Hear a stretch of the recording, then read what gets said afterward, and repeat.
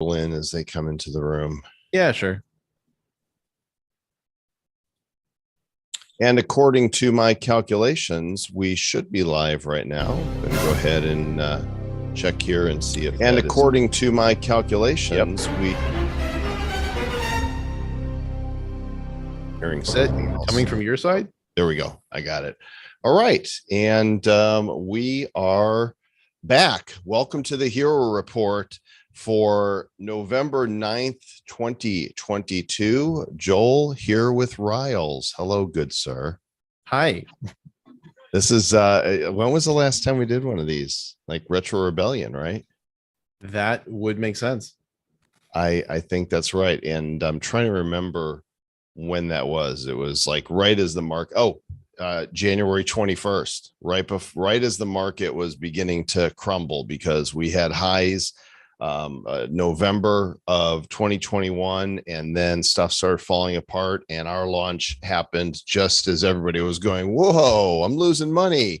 I can't spend anything on NFTs. And we were amongst the first to discover that collectibles, no matter how beautiful they were not enough anymore. And it was a sad realization. I figure smile because it happened is the best approach to take with that one. Yeah, I mean, that happened. So Emilio Travis is actually in Scotland. Actually, I think he's on his way to Turkey right now. He was feeling hungry, and Thanksgiving's not coming soon enough, so he's heading over there. So it has been it was August of 2020 that we released the first edition of Blockchain Heroes. And guess what I found? I found a hero pack in my wallet. And yes, I'm going to open it right freaking now.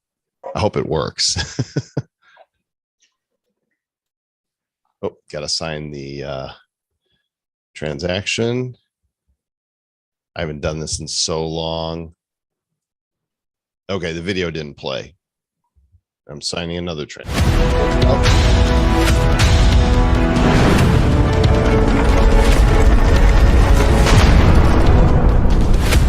If that doesn't give you warm, fuzzy feelings, I don't know what would. It's been so long. Oh, look at there. Pulled a legendary light speed. Electric Genesis remains in the void. Electric Genesis is still out there somewhere. And now this is about to change here. I'm going to refresh this page. 92.89 hero packs unboxed, 91.57%. That means in 711 remaining hero packs, Electric Genesis is still out there. And of course, at any time you can take a look at the numbers we have here. I'm not going to do a full walk down memory lane because I really want to talk about what's coming next and some of the things that are presently in limbo and some of the things that we need your help. What's coming next in resolving and figuring out some of the direction that we're going to take from here. So I want to start with the easy stuff. If you minted NFTs on the Limpo platform, they had a big hack on their LMT token last year. They moved to Polygon. And if you minted stuff on the Limpo platform, we're going to want to go to limpo.io and log in with your wallet and go to your profile. And you'll see if you have Blockchain Heroes cards, they're going to show up right here under airdrop. I've already claimed mine, so there's nothing to see here, but you'll want to claim your cards because the old ones on OpenSea are redundant, and you can't buy, sell, trade them. So, but you'll have replacements that equal the same cards and same mint that you have here go into your airdrop. And the ones that you have, let's see, I've got a lot of the athlete ones, but let's find the blockchain. There we go. There's a zero down rare, zero down uncommon, a Bitcoin bro. There's a wild wrangler, a Jacob Riggs, an Crypt Keeper, a Cypherpunk, And I think that's all of them. So you'll want to go and check and make sure that you claim those so that you have you've got them in your wallet. I'm just curious, just by typing in the comments, how many of you grabbed those when we had those on Limpo? Let's see.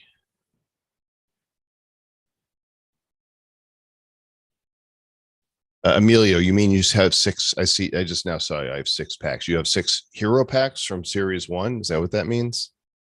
I believe that's when he sent that message. Okay, great. I missed that. Okay, so I've talked to them about making Blockchain Heroes cards stakeable on the platform. I have not heard back from them yet if they want to do that. I am encouraging them to do so because people are holding them and they have pools for other cards on here. If we go to the platform, you can see NFT staking right here, stake NFTs and earn rewards. And right now they have pools for athletes, 2 athletes collections, and that's it. And I'm like, come on, guys, let's let people stake their hero cards too. So waiting on that.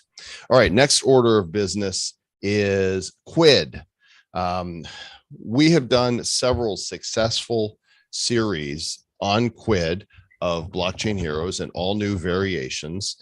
And if we go to the top brands for all time, Blockchain Heroes is number 5, just behind Marvel, Panini, Atari, and Star Trek. We're ahead of Rick and Morty. We're ahead of Disney, Game of Thrones. We're ahead of Bob's Burgers, their own stuff. We're ahead of a lot of stuff. And that Stonk Wars is its own listing right here. So if you add Stonk Wars, which is at 42,000, along with 191 here, guess what? We're actually ahead of Star Trek.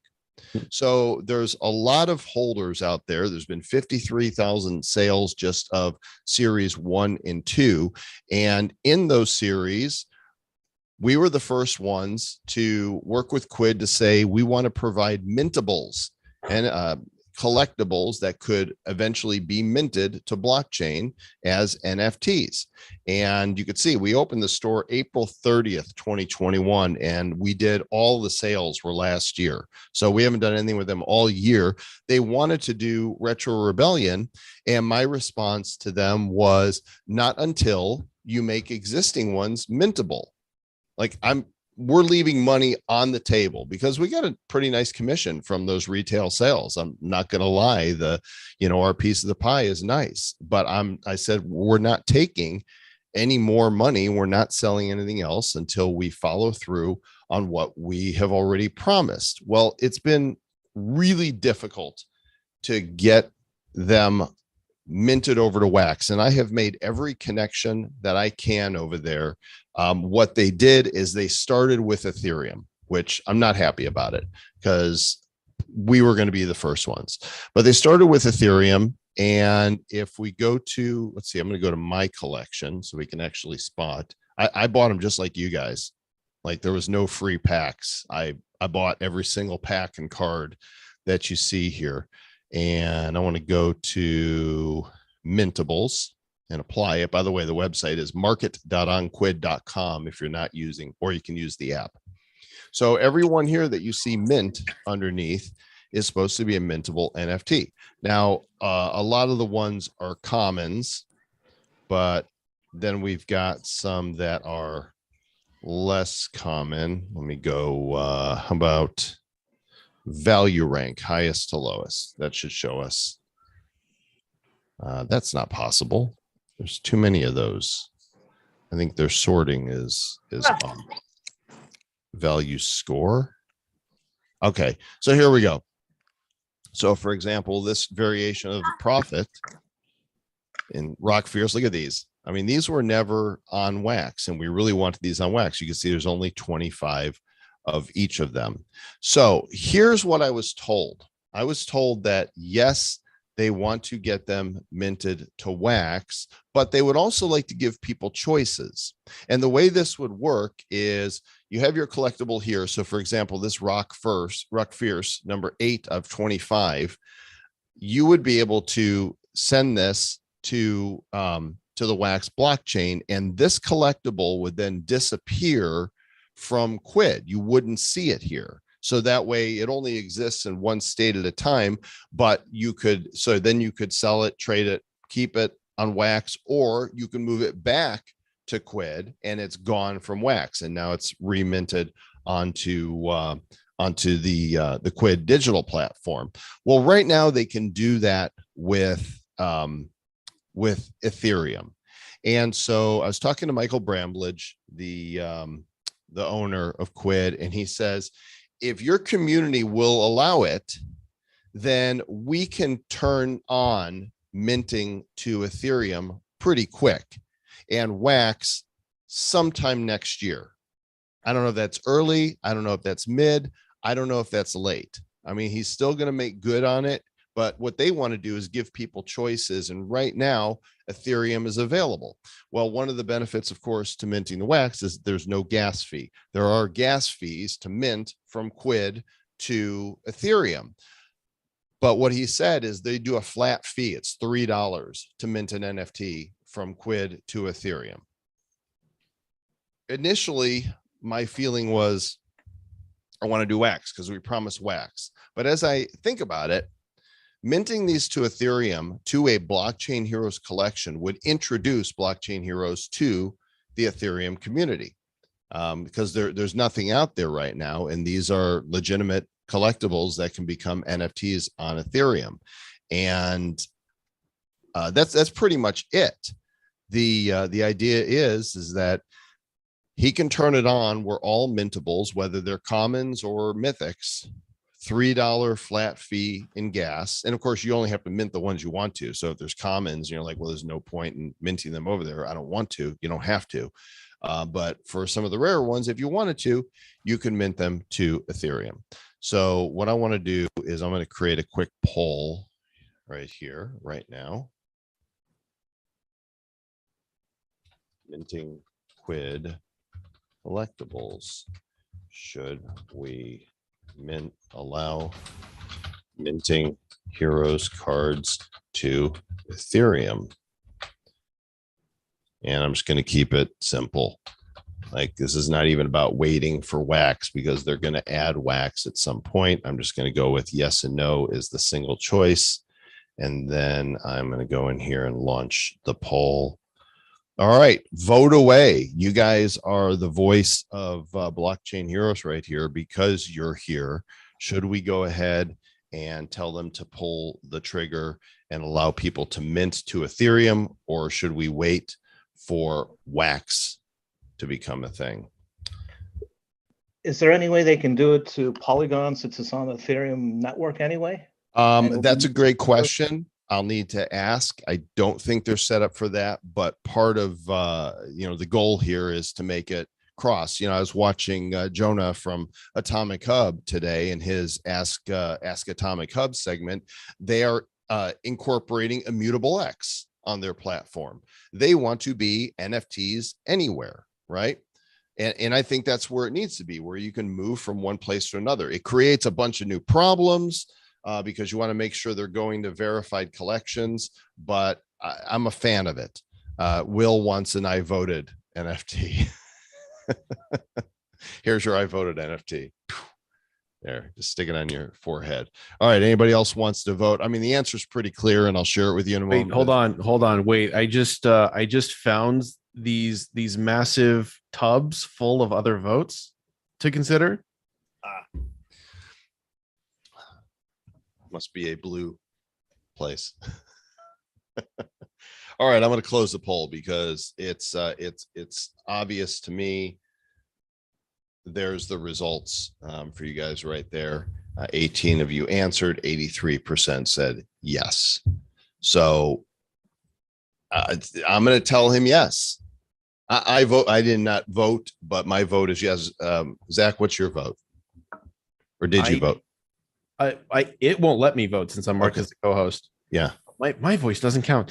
No, I definitely think it's good for us to move in the chain agnostic direction, even though we're continuing to do things on Wax. Blockchain Heroes is already chain agnostic, and I don't see why we shouldn't introduce it more to Ethereum.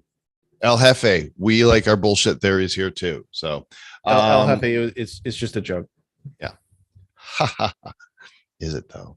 So we're going to go ahead and do that. I'll let him know. I had one quid pro quo for him, and that was that we own the official collection on Ethereum. I don't want it to be a quid collection for two reasons. One, I want to be able to mint other stuff to it without them having to do anything, or it might be its own Blockchain Heroes quid collection, because if we mint, I'm just thinking out loud now, if we mint our own stuff to it, then people are going to think they can move stuff from that collection to quid, even if it's not a quid collectible.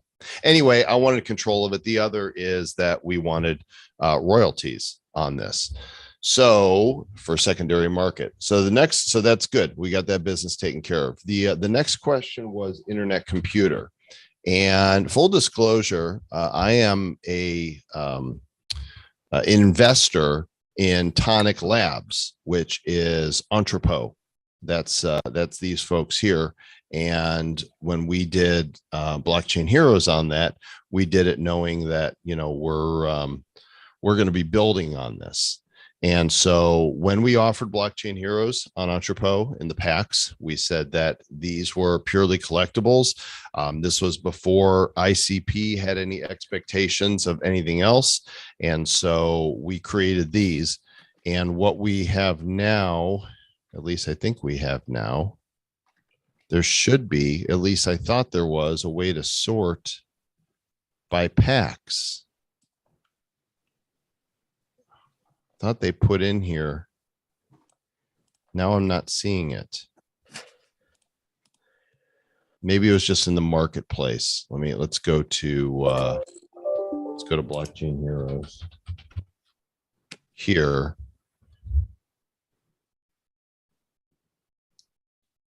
Yes, they've got filters now on the heroes, individual heroes by all of the variations and rarities, or you can just, if you wanted to pick up packs, you can grab those right here. If you never got one, they're great fun. There is no planned utility for ICP right now.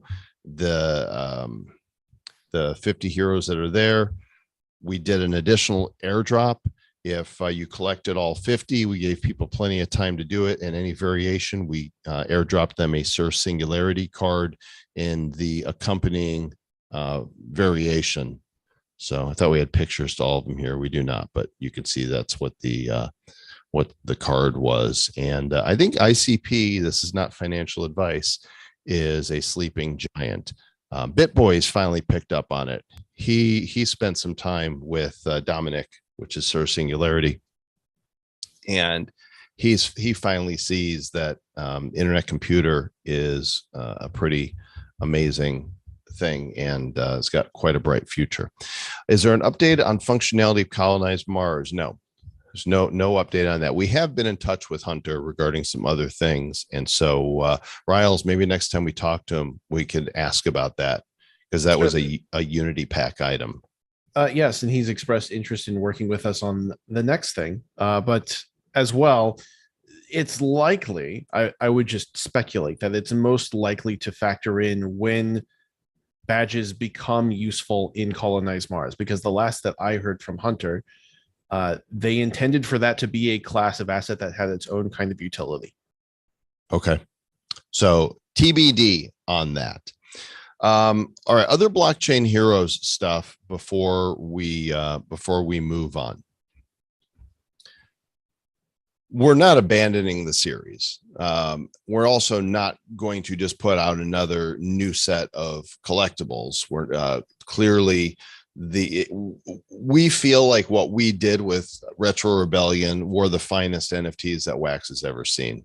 Those, especially those mythics, with full 30-second cinematics, and the legendaries with their own soundtrack.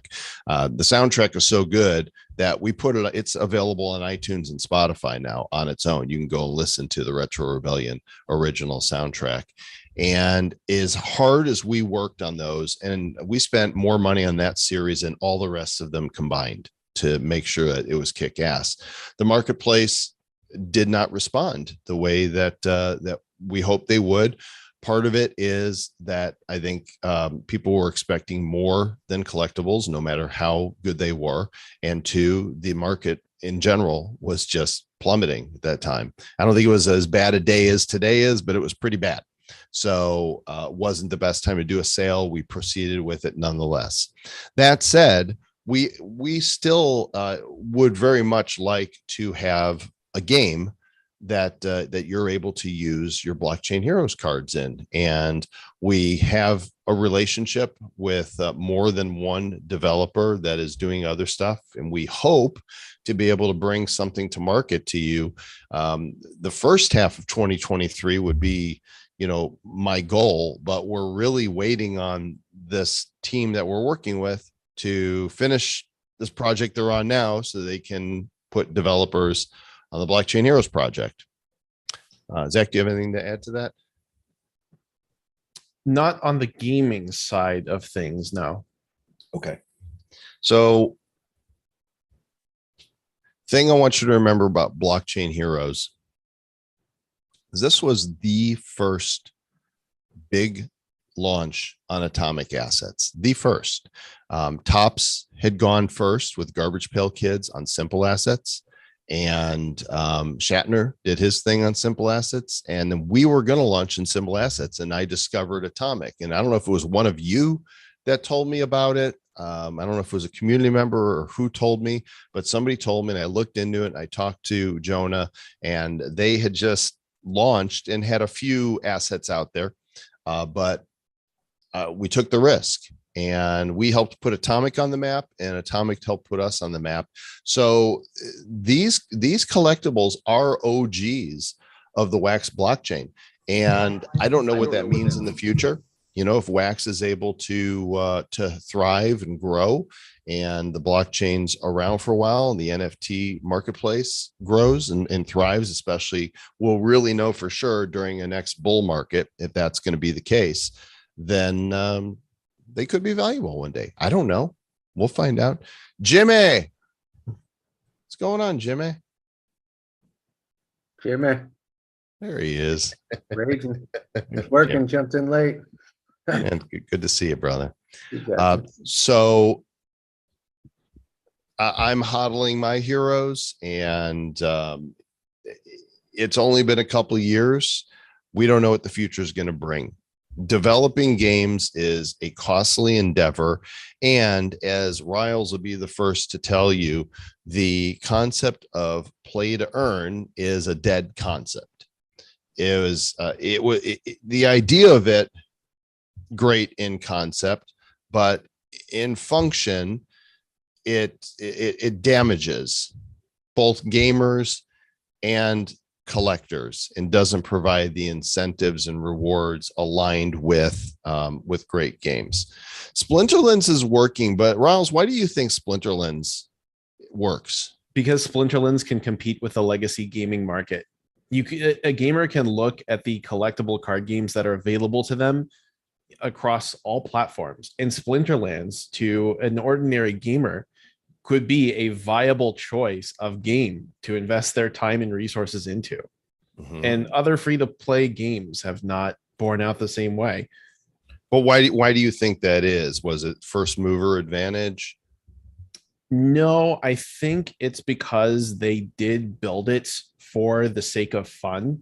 I think that they also have a very sophisticated economy built around it, and they have a lot of mitigating factors when it comes to the sort of value decay that typically rises as a consequence of a play to earn model. And of course, we're friends with those guys and big fans of them, and just want to see them grow. I had the opportunity to invest in SPS early, so Splinterlands has been good to me, and they are innovating. Alien Worlds, I don't know how they're doing. Our Planet, I think they've got a mobile game out now. Green Rabbit, I'm not really following what those guys are doing, but the era of stake and click and earn got to be meh, And as you could see, the token prices from those games where we did that went, they flooded the market with more NFTs, more miners, and it just didn't work. And what happened to Farming World? Like they just absconded, right? They just took their seeds and ran. And now there's, I don't know, 1 million of those farmers tokens that are out there. So I'm not building a metaverse, and I'm not going to build a game just to create a game. Just because we have NFTs. All of these things are going to be dependent on, hey, we've got a really great idea for something that's super fun that can be a model, a sustaining model in and of itself. It needs to be a business in and of itself, not just something to do with our cards, which is why we've not encouraged people to create a staking pool on our planet. Been there, done that. Throw all your cards in and, make a little bit of Aether. It's not something that we wanted to encourage. Of course, the community is free to do that. If you want to band together and say, hey, let's be in the top 20 so we can stake cards there. But that's not something that we aspire to. So any questions about that? There will not be a new set of, a series 4 blockchain heroes anytime soon. As many ideas as Riles has around in his red domed head there, and there are a lot of ideas. I would rather do some things that are derivatives. We've talked to a couple companies, for example, about comic books. How cool would it be to actually flesh out these stories of the heroes? Because, oh my gosh, when you look at what we created and ideated, there's so much storyline. It is such a rich universe, and there's so many stories to be told. I mean, if we could do comics and stories around that, it would be amazing, but it's got to be the right fit. We have at least one rather good and very well resourced prospect on that front. Of course, I need to follow up with them, by the way. Yes, we do. So, rest assured that during this bear market, we are thinking about these things. We just want to do it right. We're not going to hurry into something just to do something. It needs to be right. It needs to make sense. And so we have no desire to abandon the project at all and hope that we can find a way to bring more value to the collectibles that you purchased in the future. Now, you may have noticed before we move on with some of the things that Sir Riles is doing, when we first started the broadcast, this screen was up.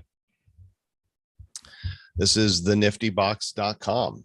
And we're not seeing anything at the moment. Oh, hang on. This screen popped up. Niftybox.com. So the Nifty Box was one of the most innovative things that we did in 2020 and for 2021.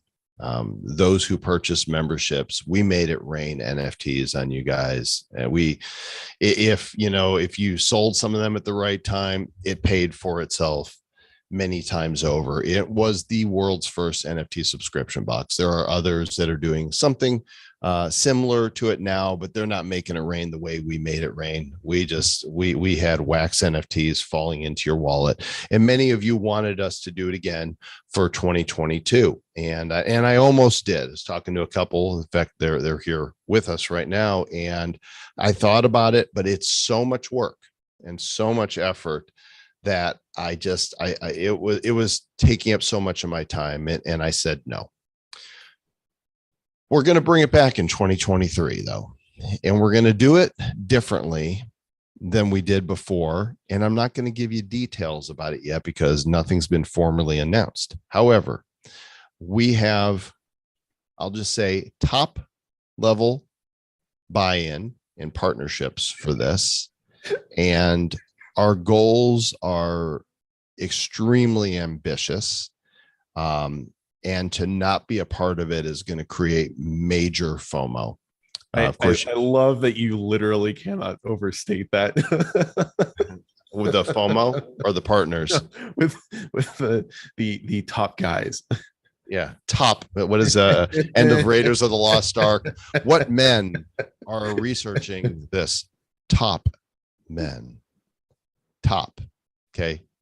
Just if you'll, I'm not going to say, but if you'll imagine the two topmost partners that you could have in the ecosystem, they have agreed to work with us on the next iteration of the Nifty Box. You will be hearing about it here first. We'll probably let you guys know first. But I'll say this: watch for what I believe is going to be a series of articles on the official Wax Medium in December that are going to be a walk down memory lane of the history of where Wax has been, the different eras of Wax. I mean, we're only talking, a couple and a half years of NFTs on Wax, but beginning with Tops and then Atomic Assets and Heroes, and then Play to Earn Gaming and the rise of the independent NFT creator and the eventual Ethereum bridge that's coming.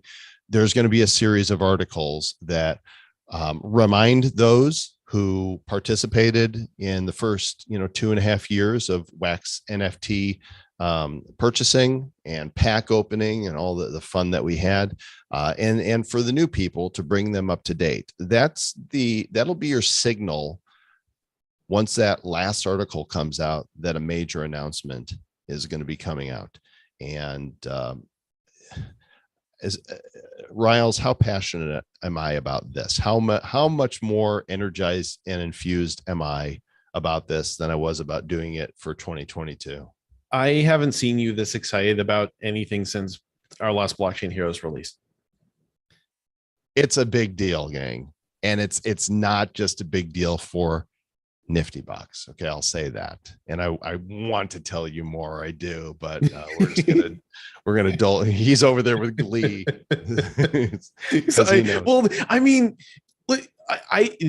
Okay, listen. It was news that, to me, just to see this screen, just to know that you were going to say that it was coming back at all, because the last I heard from you, you were saying, well, let's just hint at what's coming. So now I'm like, oh, well, how much is he going to share? This is as far as I'm going to go. Right here. Good. The tease stops here, and just know that we're talking to a lot of people, and the people we've talked with, everybody has universally been very excited about this idea. We're going to do another first, and I'll just say that the entire Wax ecosystem is going to want to be a part of it. So I am that excited. I'm that pumped about it. So I can't tell you anything else right now, but watch for that. Okay, Riles, do you want to take over the screen? Because I figure that this would be a good place to start with Draco Dice, where it's been, what's happening, what you're working on, and maybe show off some of the fruit of your labors. Some of it's appropriate to show off. I think I should probably address the big yellow alien in the room first, because obviously everyone here knows me by a different name. So I just want to express that the purpose of this avatar is to replace my digital identity. This is just my new digital identity for everything I'm doing on the internet, including my presence as a Twitch streamer, which is now happening 4 days a week. What is it? Twitch.tv/ Riles Meta. So if you guys do any Twitch, then go over here and follow. He's still, pretty new at it, so definitely could use more followers. Is there, when you hit 100 followers, does something change in your abilities? And no, when I hit 50, I gained official affiliate status with Twitch. So that was the primary milestone. The main things that I've been doing there are playing the new Call of Duty and writing my fiction novel, which, spoiler alert, is going to involve Web3 production after it is published. Nice. And you do that live? You write? Yeah. So that was kind of paradoxical to get started on, because thinking through it, obviously there's not a whole lot of people that want to tune into a live stream to watch somebody rough draft fiction. But when I scheduled writing sessions for myself, and made them public, that held me accountable more than anything. It was like a magical switch got flipped, and suddenly it was guaranteed that I was going to make writing happen. So it was important that I did that. BitLord, we're not going to push it up before Christmas. The sale will be after the first of the year. Jimmy wants to know what you're streaming and how, and Will wants to know how you did the avatar overlay. Yeah, I just answered Jimmy's question, but the avatar overlay is through the use of a program called VTube Studio, which is a combination of this face tracking technology and a sort of sophisticated layered 2D illustration that's been specially rigged, similar to the way a 3D model might be rigged for animation. There you go. And that's what it looks like right there. That said, I will go ahead and share my screen here. Go for it. You guys go subscribe to his Twitch. Well, don't subscribe. That costs money, but you can follow for free. Follow. Okay, so the position that Draco Dice has been in is after our successful launch, we are delay after in getting the primary product was Draco Dice Skirmish. Several months past the last deadline that we gave ourselves, we realized that we weren't going to make it to the finish line with the development team that was doing the work on, and we had to confront where they're now refunds most, if not all, of what we them because the product just ended up sucking. It was quality based that they were. Hey, hold up a second. Is anybody else hearing the weird robot-y stuff coming from his voice? Yes. Weird audio going on there, Riles. Okay, the best I can do is plug my audio back in. Hold on. Okay, do that. Unplug, replug. One of the things that you cannot control when you do software development is the developers. And we hired some people that said they could do what we needed to do. And not only did they not do it, but they've kept the money. And we're supposed to be I negotiated to get half of it back. Who knows if we're ever going to see it, but it just happens. And I just want to applaud Zach for having the integrity to care so passionately to see this through, to be a man of his word that, this was promised. And you guys who invested in Draco Dice deserve the game. And I hope he's going to be able to show you. All right, try and talk now. We can't hear you at all if you're talking. Your mic, check your mic settings and see if it's. I'll let you know when we can hear you. All right, I can shift to a lower quality microphone. Okay, that's fine. At least we hear you now. Right. So I had seen so many projects on wax just fall off and disappear, and I was like, I'm not going to be one of those. I'm not going to be in charge of one of those projects. I'm not going to be one of those people. Plus, I'm proud of what we did with Series 1. So it's like, okay, I'm in this until we make this happen, and then some. So we were going to sell a new set of dice that we're calling mechanical dice, just because we need revenue and capital.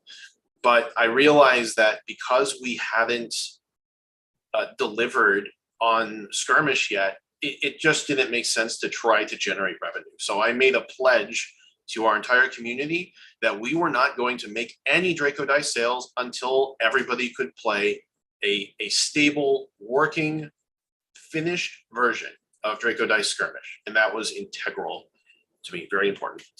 So that said, here's what's going on in the world of Draco Dice. There's a whole lot that's been in the works for a long time. Dice Sweeper 2.0.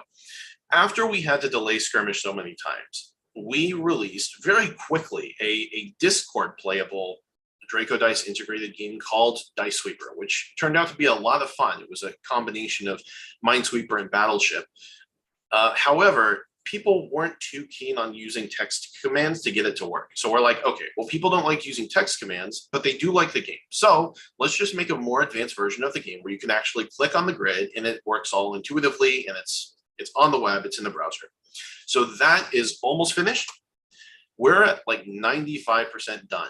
I have gotten to play this whole thing, and the only piece that still needs to be added is the blockchain integration. And we have our developer for this working on that as we speak.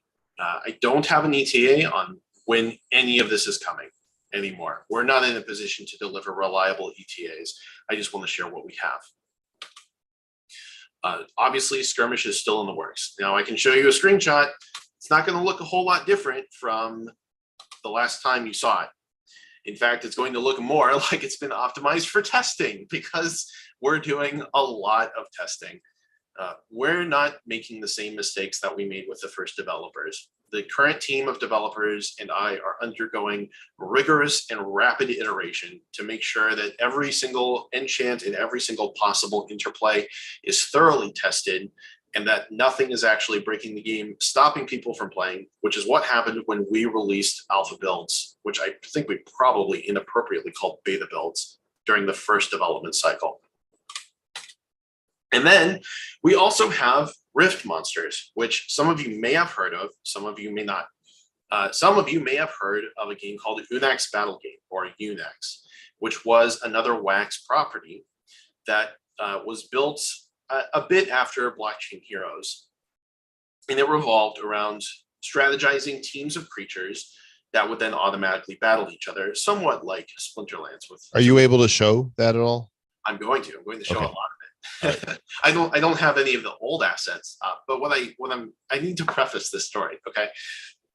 So due to some legal requirements that the creator of Unax was facing in his own country, which I believe was Italy, he decided that it wasn't worth it to him to fulfill the legal requirements of a corporate entity owning Unax, but he wanted to see the game continue on. So I bought it from him. He actually approached me to sell it to me specifically, and I took it. And we decided to upgrade literally every single aspect of it, meaning totally new interpretations of the creatures, totally new assets in every single way, and an overall better version of the game that wouldn't be playable on Discord, because the Unax was actually played on Discord. In fact, it still is by a group of very loyal players. So this is Rift Monsters. We have some top tier painters working on the array of creatures that are going to populate the Rift Monsters game. These few, we have the Moss Hog on the left, the Marrow King in the middle, and the Osteoclastus on the right. And you can see from these three that we have a very diverse aesthetic, ranging from cute and whimsical to downright terrifying and bizarre. So here are some of the key features that we're looking at. This is going to have over 75 creatures. He's so cute. Yes, Look at him. that's an axolotl as opposed to an axolotl. They're going to have over 60 abilities, which are mostly passives that get activated in different ways over the course of a battle. Every creature has more than one. So there are a lot of unique combinations of abilities between creatures. These are all going to be Draco Dice integrated. And we've done this in a very specific and calculated way, because it's not about just giving Draco Dice another use case. It is about adding utility. However, we don't want that to upset the balance of Rift Monsters itself. So what we've done is we've balanced in Draco Dice in such a way that they add a very small marginal power increase to creatures that they are attached to. So this will be a use case for Series 1 Draco Dice and all Draco Dice moving forwards. This is going to be based in skill bracket play, which means that pay to win is not going to exist. You're going to strategize a team that's going to battle other teams, and its performance is going to determine your opponents. They're going to be of a similar skill level, similar power level, with all consideration for the sophisticated rock, paper, scissors interplay that's going to happen with all the different creatures and their abilities. And we also have regular events that are baked into the new system. Those that are familiar with Emacs will know that there's already regular events. There's sort of like a wild free-for-all brawl event that happens on a weekly basis, and those will also be part of this. Something else that's important to me personally is that people are actually able to progress in the game without having to just keep buying new stuff. You're going to see a theme with everything that I'm doing, especially moving forwards, that's less and less and less about the NFTs and the fact that these assets are NFTs, and more about competing with the games that gamers have available today. It's about, if you could play anything, what would you play to actually have the most fun? And Rift Monsters is designed with that in mind. These things are united by Overscale, which is my game publishing firm. It's the firm through which we've contracted our developers, and we have developed a singular sign-on system that is applicable to all of the games that we've built. We're streamlining Web3 gaming as much as possible so that you no longer have to constantly log in with wallets over and over. Sync your wallet once, it's associated with your accounts, and it shouldn't bother you anymore. That should be the end of it. One of the keys to this is that this is actually fun first. I'm very cynical about the state of Web3 gaming, because when I hear most, what's up? Oh, sorry. When I hear most Web3 companies say that they're building for fun first, and then I look at their products, I don't believe them. It doesn't look like it's built for fun first. But I care so much more about the games themselves than about the fact that these are NFTs that we're dealing with. Why use NFTs at all then, you may ask? And the reason is because I see opportunities to increase people's consumer rights by giving them true ownership, and then by actually honoring that true ownership, instead of then putting arbitrary restrictions on it, so that now NFTs are just a layer of inconvenience wrapped around something you already could have accessed. Free to play and free to progress. This is important. So both Rift Monsters and Draco Dice games have paths for players who haven't put any money in to start playing the game and to start progressing within the game. That means that free players have the ability to eventually mint NFTs through gameplay. And that's the key, is that everything revolves around the gameplay first. Near Invisible Web3 is an expression of my frustration with what Web3 games have looked like so far. That is, wallets getting in your face every 5 seconds to sign transactions and whatnot. There's a better way to do this, and I know how to do it, which is why we're going to apply that to everything. And the goal is to beat legacy gaming. When I say legacy gaming, I'm referring to gaming that is not blockchain integrated. Gaming where you don't own anything. You don't own the game, you don't own the assets, et cetera, et cetera. We're explicitly competing with games in similar genres that exist outside of blockchain, because the goal is to serve gamers above all. And that's everything that I wanted to share. Excellent. I appreciate your commitment and dedication to the thing. It says a lot, and I've observed Zach, is working through this, and he wants so badly to provide quality games to people. And even through this bear market, he's persisting and working hard to make that a reality. So looking forward to it coming to fruition.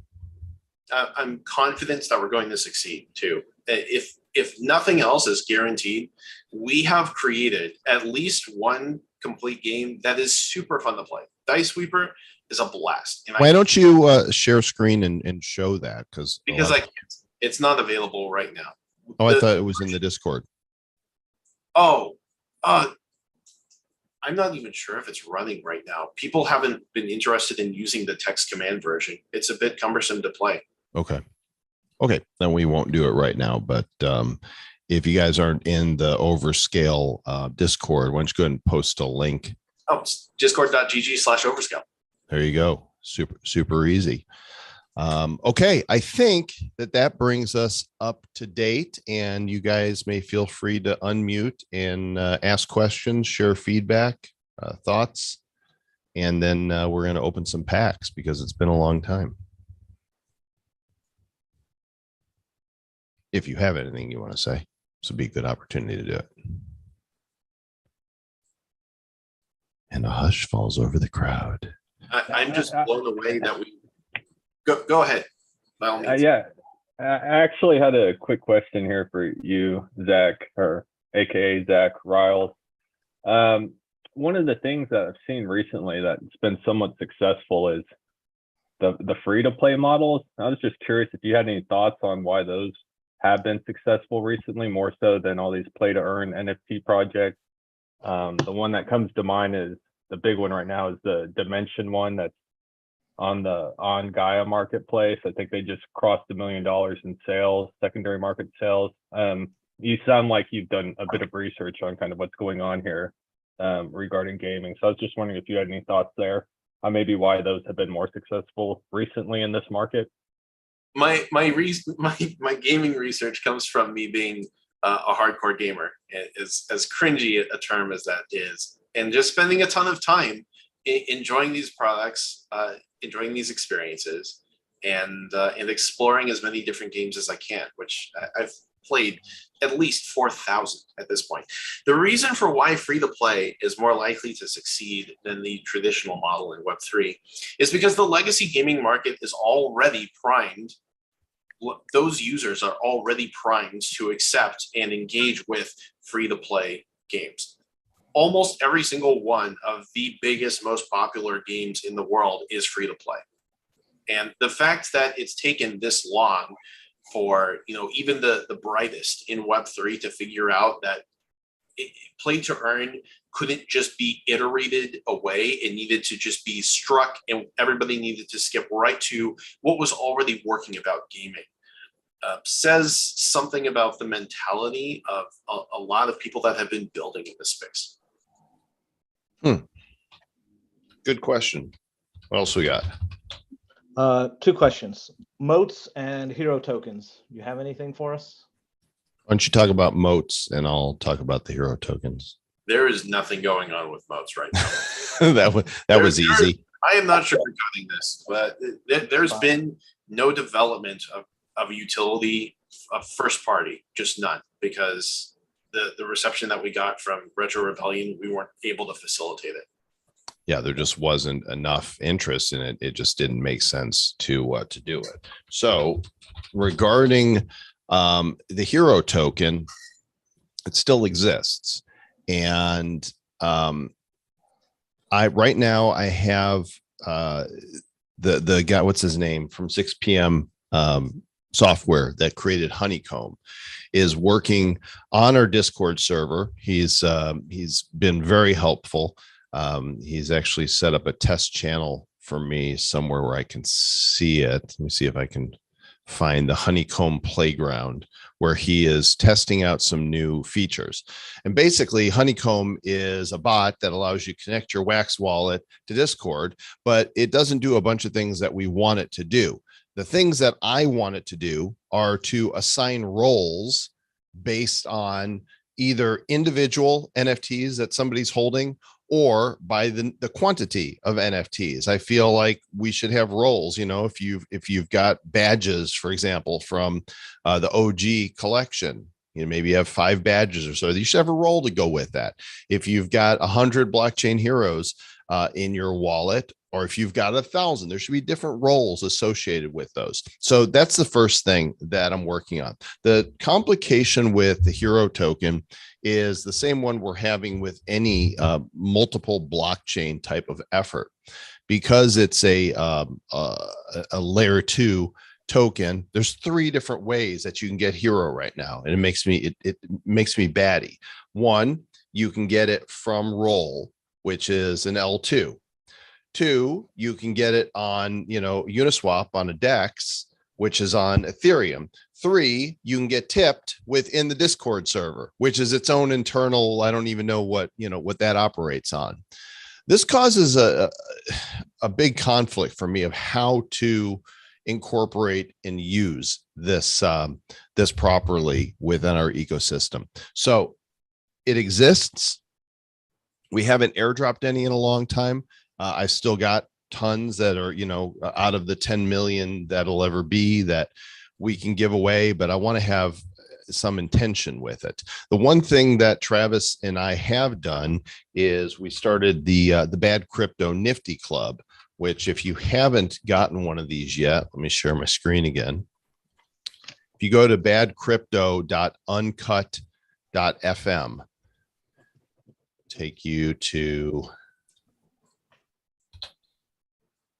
this site right here. If you scroll down to this one right here is what you're looking for, the Bad Crypto Nifty Club. It's all of $2.29 right now in wrapped ETH, 0.002 wrapped ETH. The only reason we're charging anything for it at all is because we don't want a bunch of bots to come in and just take them, because we're doing free airdrops to people. So if you purchase one of these, you'll own this NFT. It's on Polygon, so you don't have to worry about gas fees. So far, we have dropped, let's see. Well, we did make for sale some classic McAfee clips. There's still, looks like a few of them are available. Some of them are sold out. Some of them are still available, and the price is right now. That one's sold out. We've dropped 2 NFTs. I'm not seeing the second one here because I don't think that this account had it. It was the corn NFT.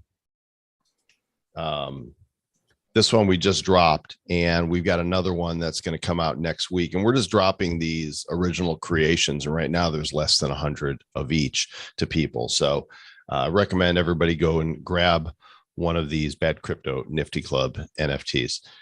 As to whether or not we'll ever be able to incorporate Hero into purchasing NFTs or other stuff, I just don't know yet. I wish we were a little more organized on having decided beforehand what we were going to do. But the problem is new and better technologies arise, and you're like, well, do we need to pivot? Do we need to switch? Should we try something else? Just like in the beginning, Marshall Long created Badcoin. We didn't create Badcoin.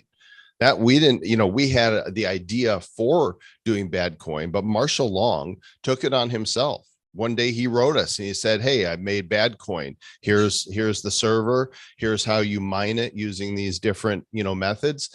And here's some for your stockpile, and tell people they can mine it. We're like, great. Well, then one day those servers disappear and there's a Badcoin Telegram. People are like, what?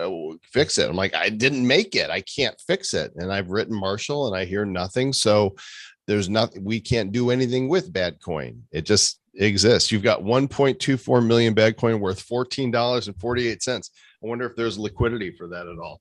If you could even get that. I would love it if the community, pursued it. And I know that there's certain people in the community that want to, but I don't know what to tell you. So we ran that.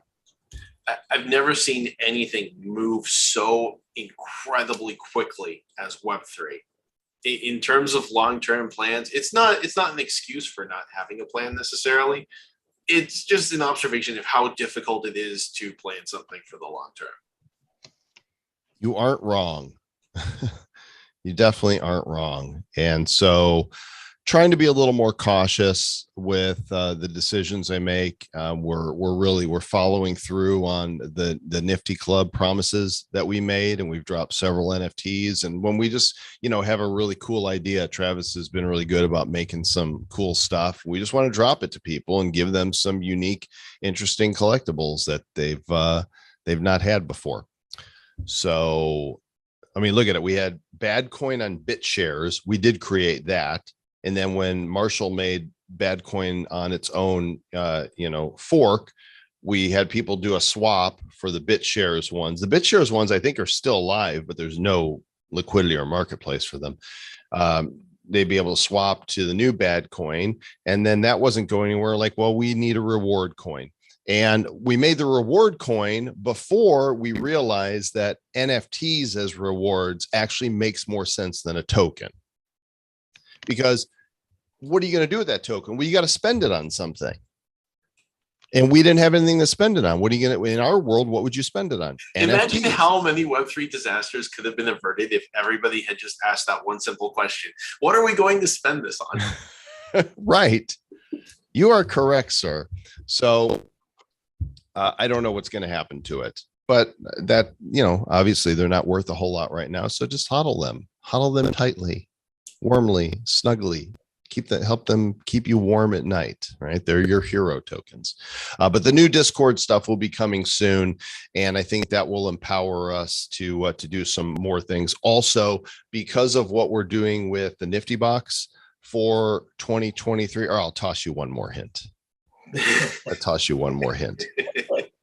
Because it has a new name. Okay. And the new name is the Wax Nifty Box.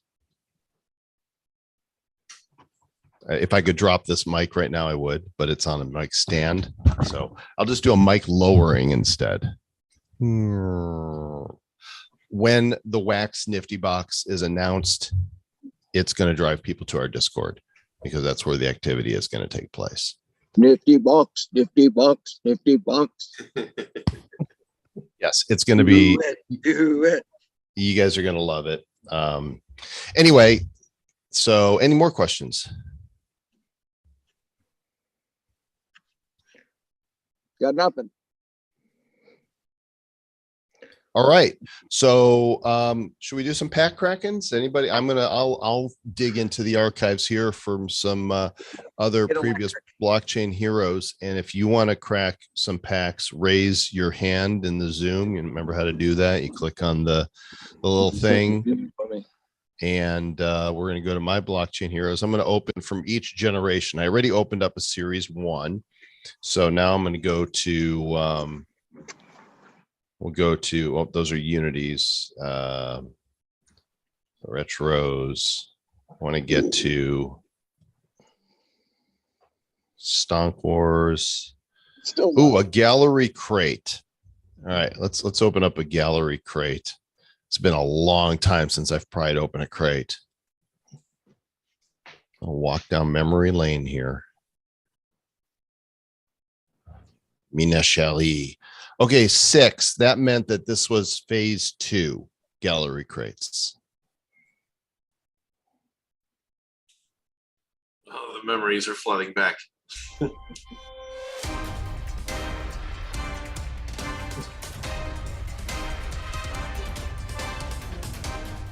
I'm still so proud of that. I love you, but my computer's dying. Oh no, plug it in. I'm outside. That was a legendary disciple. Pretty sure. Look at all those beautiful cards. So much story, so much lore, so much more than just characters on an NFT. And Stampede still makes me lol.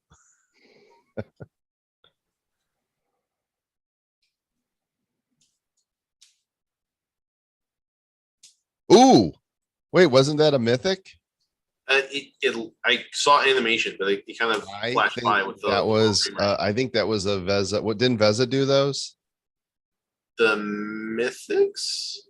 Was it who? Wait, who did the mythics? I can't remember. I don't recall. Fuck, dude, this was series 2. This was. I know. It seems like a long time ago. Wait, here it comes. There it is. Look at that. Oh, it's so cool. Still so badass. Are you sure those aren't? No, it wasn't Veza. Who did it? Pumayana? Pumayana did them. Right. How beautiful that is. How appropriate for Lady Iris. Yes. Truly a match made for her. And series 2 or phase 2, these minted on demand. So these will have the highest mint numbers available for each of these. As I go through these, I only see a little regret.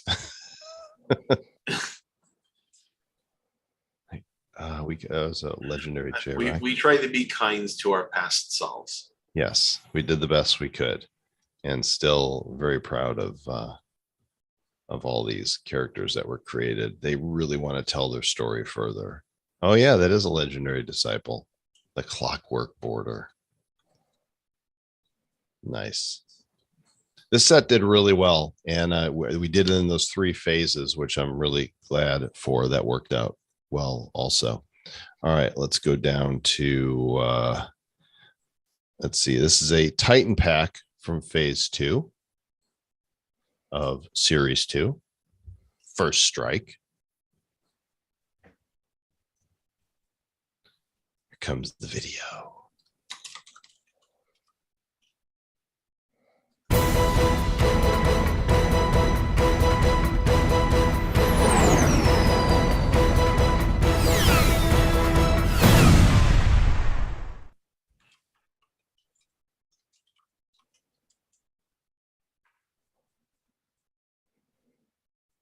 You guys remember the thrill of just pure collectibles? Like, there's something so great about this, because when you look at collectibles, baseball cards, garbage pail kids, they've always been, you buy a pack of cards, you open them and you see what you get. And that's it. Nobody ever said, where's the utility now? What do I do with this paper card? And there's something beautiful about how these were first offered that we lost along the way, as people demanded that this card, this art, the story that went with it should represent something more than exactly what it is. And that's unfortunate. I feel like we lost something there. And that's why this still gives me the warm fuzzies. Still quite proud of many of these. Yeah. I mean, we would come together for hours and open up these things. Okay, so now we're going to move forward to the set that we produced so quickly. I'm amazed at how quickly we were able to produce the Stonk Wars set in response to GameStop. And who knows, maybe now that Elon Musk card will be, have some additional value. 3 cards in a set. 10, 9, 8, 7, 6, 5, 4, 3, 2, 1. We pulled this whole thing out in 2 weeks after the Wall Street Bets event. Oh, there's the Elon Musk sticker. It was insanely fast. Yeah. Yeah, we moved really quick on this. What's there? I believe that one of the one of ones is still out there. I can't remember it. What was the other one of one? Wasn't Shortadell, wasn't the witch. Weren't there only 2 one of ones? There was 2 one of ones, and one of them was that found. was never found was the res feed. Wait, No. excuse me. Hold on. I don't remember which villain had the one of one. It'll come to us. Okay, the most underrated set in the history of blockchain heroes. Here is a hero pack Bottom from line? Retro Rebellion. Was it bottom line? That's what Mike just said. There we go. All original soundtrack.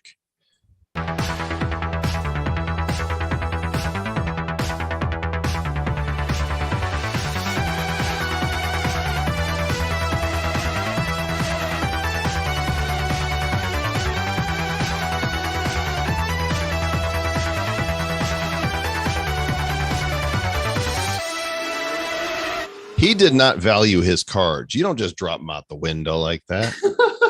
He's trying to spread them around. Yeah. All right. We got a False King scarce, a Pentagonist common, a Knight Errant scarce. I just want to say False King has aged quite well as a villain. A legendary. Oh, yes. The legendary Velocitrix. This, of course, has its own soundtrack. And there's another False King right there. And then let's do a Titan pack from Retro Rebellion, different video. You could tell from the videos, we definitely put more into them. Everything about this set was more expensive. Absolutely everything.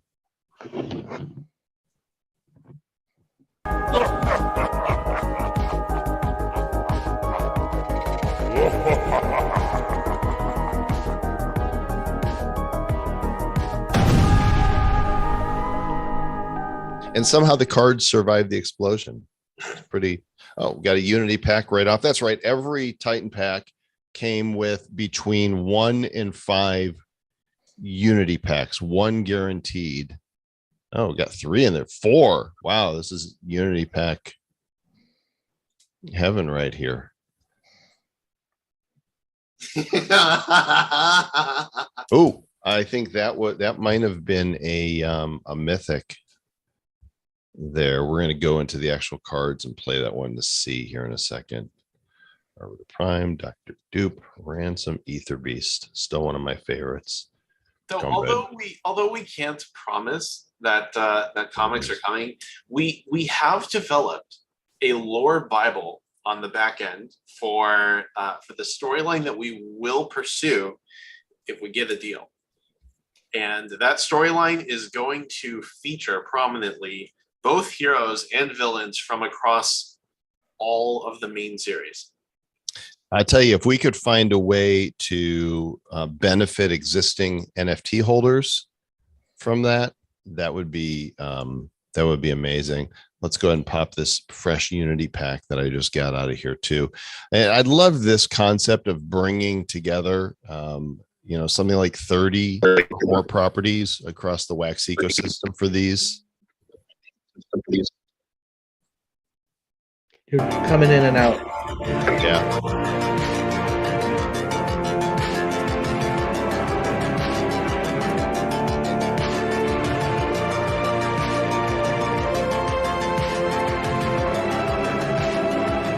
Each one had 2 NFTs from the pool of contributing collectibles, an exit limbo, and a folded paper here, number 12, and an abundant number 39. I love that concept still. So now let's go in here to my inventory and pull up that mythic. Where is it? Here it is, Plux.